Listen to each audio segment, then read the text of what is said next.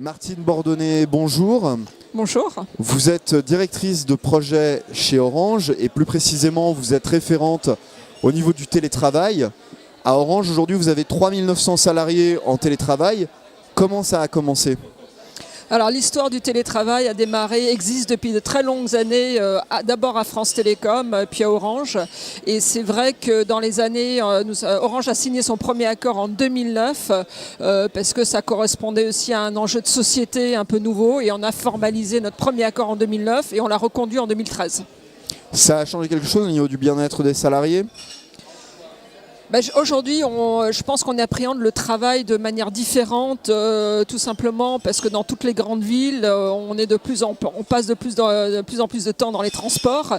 Et à un moment donné, il y a une réflexion de l'entreprise d'accompagner le salarié autant dans son bien-être que dans la performance économique de l'entreprise.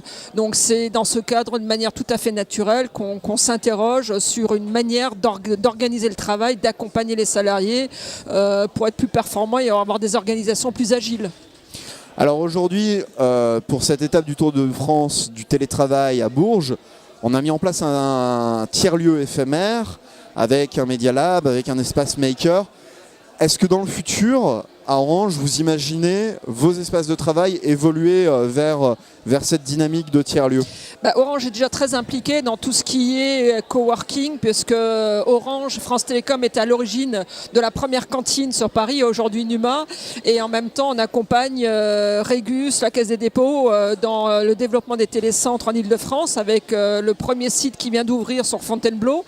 Et en même temps, on fait tout un travail de réflexion en interne au sein de l'entreprise pour proposer des nouveaux typologies d'espaces de travail beaucoup plus adaptés à nos usages actuels.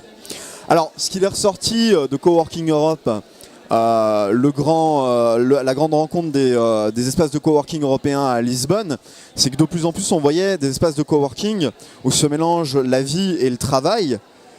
Est-ce que vous êtes aussi dans cette réflexion ? Est-ce qu'on peut imaginer des crèches comme il y en avait autrefois dans les usines, des espaces de réparation ? Est-ce que vous êtes aussi sur ces réflexions-là ?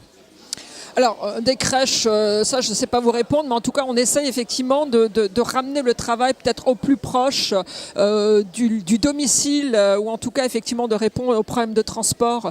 Parce que quand vous avez des collaborateurs qui mettent 3 heures dans une journée pour se rendre au bureau, c'est une fatigue, c'est une efficacité que l'entreprise perd. Donc c'est vrai qu'on s'interroge sur comment concilier effectivement un meilleur équilibre entre la vie personnelle et la vie professionnelle.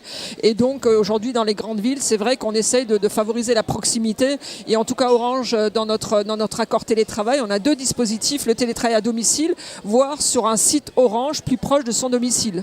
Donc on essaie de répondre déjà à cette demande effectivement d'une organisation plus efficace avec un bien-être pour le salarié, une demande qu'on essaie de répondre. Martine Bordonnet, merci. Merci à vous.